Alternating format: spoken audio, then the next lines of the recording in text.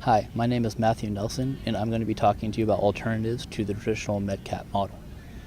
Traditional MedCaps are not effective for several reasons, one of them being that they're very short-term oriented, another being that they're staffed by U.S. personnel and not by host nation medical assets, and they also create an unachievable expectation from the local villages for future medical operations.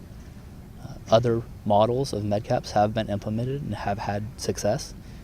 The case study I'm going to be talking to you about today is the MedSem, or the Medical Seminar, which was implemented in Operation Enduring Freedom in the Philippines. And this model has had several successes for several reasons, the first of which being it incorporates host nation medical assets. Another, it is focused on education and preventative medicine measures, and it also trains local assets to help in future medical operations.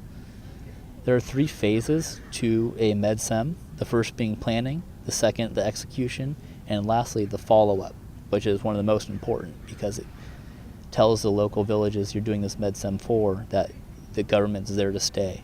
In the planning phase, you're identifying the host nation medical assets along with host nation police and military assets to provide security.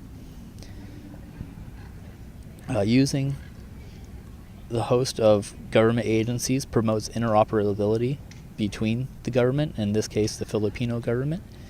And another part of the planning phase is sending invitations to villages for them to send 3 people to participate in the medical seminar. In the execution phase, you have 3 days of classes, most of it being preventative medicine,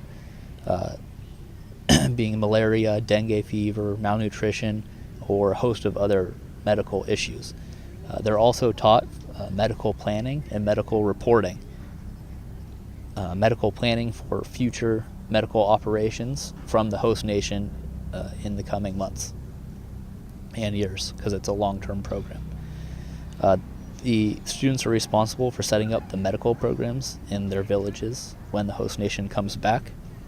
They're pre-register patients with that medical reporting. They get a lot of symptoms down, anything like that. And they also triage them for when the host nation comes back.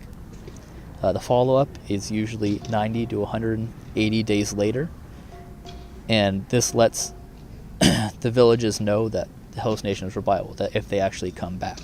Now, obviously, this isn't the only model that will work for every situation, but it does offer an alternative to the traditional MedCap model.